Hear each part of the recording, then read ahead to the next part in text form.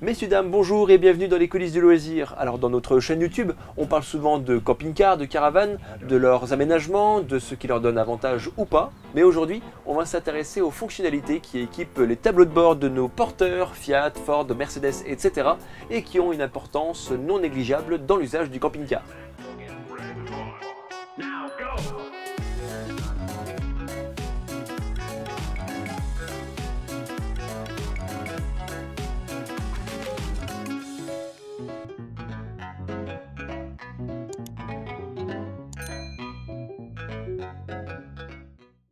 Avant toute chose, sachez que chaque tableau de bord peut être différent selon les modèles, les générations ou simplement les options qui ont été choisies ou non. On va donc aborder chaque élément un par un et de voir en quoi ça peut être utile pour l'usage d'un camping-car.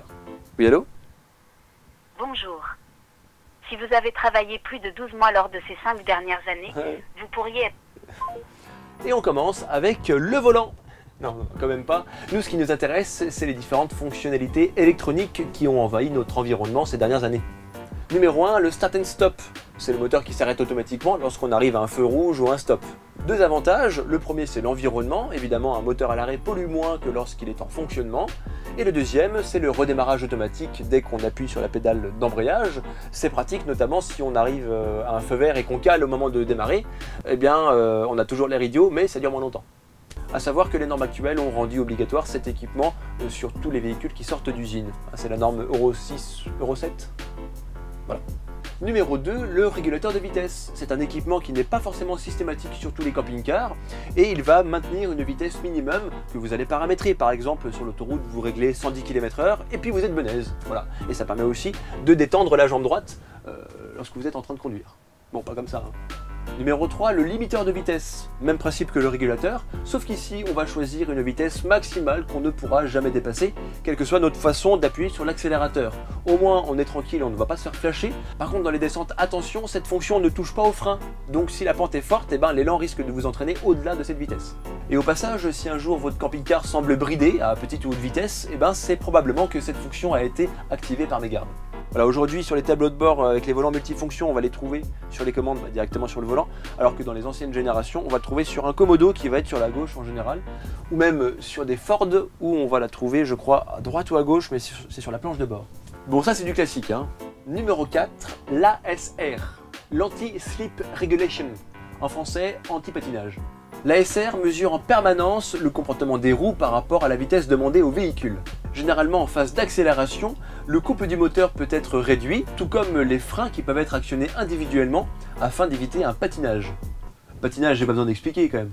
Et d'ailleurs, il existe parfois au tableau de bord un interrupteur où il y a marqué ASR OFF qui permet donc, comme son nom l'indique, de couper cette fonctionnalité momentanément jusqu'au prochain redémarrage du camion. Bon, si on veut la couper, c'est parce qu'on a envie d'avoir une puissance de traction supplémentaire à très basse vitesse, notamment si on veut se sortir d'une situation un petit peu embourbée ou ce genre de choses. Voilà, on va appuyer sur ASR OFF si c'est possible.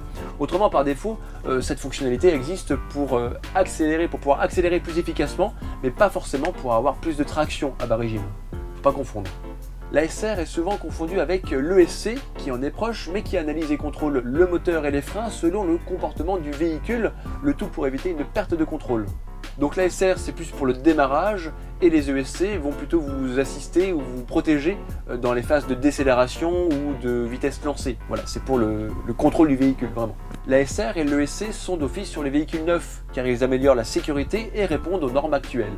Tout comme l'ABS qui permet d'empêcher le blocage des roues lors des freinages violents et qui permettent aussi de garder le contrôle de la direction dans ces situations. Numéro 5, le Hill Holder. Alors là on arrive sur des sujets plus concrets mais qui sont souvent des options sur les camping-cars. Cette fonctionnalité permet d'aider au démarrage en côte lorsqu'on se trouve sur une pente supérieure à 5%. Concrètement, lorsque vous êtes arrêté dans une côte, lorsque vous lâchez le frein pour accélérer et avancer, les freins vont rester actionnés pendant 2 secondes. C'est un délai qui vous permet d'accélérer et de relâcher l'embrayage sans que le véhicule ne recule, et ça c'est plutôt confortable. Numéro 6, le Hill Descent Control. C'est une aide à la descente et qui agit sur les freins lorsque vous êtes dans les longues descentes. Il ne fonctionnera que lorsque vous êtes en dessous 25 km/h et il va freiner le camping-car pour ne pas qu'il dépasse cette vitesse. Là je l'ai ici, ouais, excellent. Excellent, messieurs, dames. Tac, si je fais ça, comme ça... Ah non, faut rouler, je crois. Ah oui, faut rouler. Calme-toi Big Ben. C'est pratique dans les descentes de col avec des épingles puisqu'on n'y roule jamais très vite. Par contre dans les routes normales, 25 km/h ça reste faible donc on n'y touchera pas. Numéro 8, le Traction Plus. Et là c'est probablement la fonctionnalité la plus utile pour les camping-caristes et qu'on trouve du coup fréquemment dans les camping-cars récents. Cette fonction va aider le camping-car à se sortir de situations un petit peu glissantes, c'est-à-dire quand une roue va s'embourber, donc typiquement une parcelle en herbe du camping après une bonne pluie. Le différentiel peut être bloqué, les roues motrices vont alors tourner ensemble et les freins peuvent également être pilotés. Cette fonction marche jusqu'à 30 km/h. Alors si vous vous amusez à l'essayer sur un parking, vous allez sentir un drôle d'effet sur la direction, c'est pourquoi c'est réservé au terrain glissant. Une autre dernière technologie, c'est la numéro 8, 9, oui, voilà. La dernière technologie qui équipe depuis peu les Fiat Ducato 2022, c'est l'anti-franchissement des lignes. Des caméras ou des capteurs vont analyser la trajectoire du camping-car et agir sur le volant s'ils détectent un franchissement de ligne non volontaire. En cas d'endormissement, ça peut sauver des vies et on sait tous que voyager en camping-car, ça peut être fatigant. Cette fonction peut être désactivée, mais dans tous les cas, rappelez-vous qu'une pause est vivement conseillée toutes les 2 heures de route.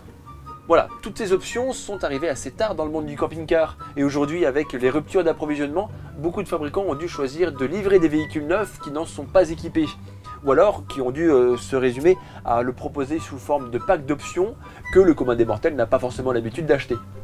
Il existe aussi la reconnaissance automatique des panneaux de circulation et notamment la vitesse maximale autorisée qui pourrait agir sur le pilotage du régulateur de vitesse ou simplement alerter le conducteur. J'ai chaud. Hein. C'est horrible. Je vais garder les bras vers le bas.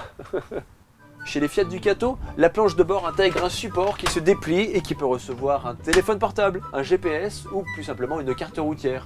Et on le trouve aussi également sur certains Ford Transit. J'en connais qui ont fait 5 ans de camping-car avant de découvrir qu'ils avaient ça sur le leur. C'est quand même quelque chose, hein. Toujours dans le Fiat Ducato, côté passager, la boîte à gants supérieure est réfrigérée. Alors en réalité, c'est la climatisation qui peut souffler de l'air frais dans cet espace et qui permet de garder une bouteille au frais. D'ailleurs, puisqu'on parle de climatisation, il en existe 3 niveaux. Le niveau 1, pas de clim tout court, parce que c'était proposé seulement en option jusqu'en 2014-2015, si je me souviens bien. Depuis, la climatisation manuelle, c'est le niveau 2, est devenue quasiment systématique sur tous les porteurs. Comme ici, on va choisir manuellement le niveau de froid qui va sortir des différentes bouches de ventilation.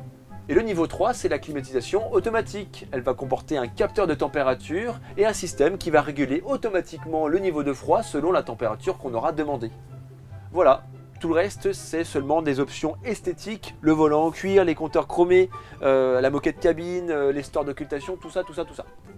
Bon, ça fait déjà pas mal d'informations, on va pouvoir s'arrêter là pour aujourd'hui. J'espère que cette vidéo vous aura plu, et si c'est le cas, eh bien vous savez ce qu'il vous reste à faire. Car en effet, nous faisons 2 vidéos par semaine et nous parlons que de sujets intéressants qui touchent au camping-car ou à la caravane. Normal quoi. Allez, passez une bonne journée et je vous dis à très bientôt pour une prochaine vidéo dans les coulisses du loisir. Allez, passez une bonne journée. Allez, passez une bonne journée et je vous dis à la prochaine pour une nouvelle vidéo dans les coulisses du loisir. Allez, passez une bonne journée et à très bientôt. Allez, passez une bonne journée et à la prochaine pour une nouvelle vidéo dans les coulisses du loisir. Allez, passez une bonne journée et je vous dis à très bientôt pour une prochaine vidéo dans les coulisses du loisir. Allez, passez une bonne journée et à très bientôt. Allez, passez une bonne journée et Allez, passez une bonne journée et à la prochaine pour une nouvelle vidéo dans les coulisses du loisir. Allez, passez une bonne journée et je vous dis à très bientôt pour une prochaine vidéo dans les coulisses du loisir. Allez, passez une bonne journée. Allez, je vous souhaite une bonne journée et à très bientôt pour une prochaine vidéo dans les coulisses du loisir. J'en fais plein pour voir. Hein. Allez, passez une bonne journée et à très bientôt pour une prochaine vidéo dans les coulisses du loisir. Allez, je vous dis à très bientôt.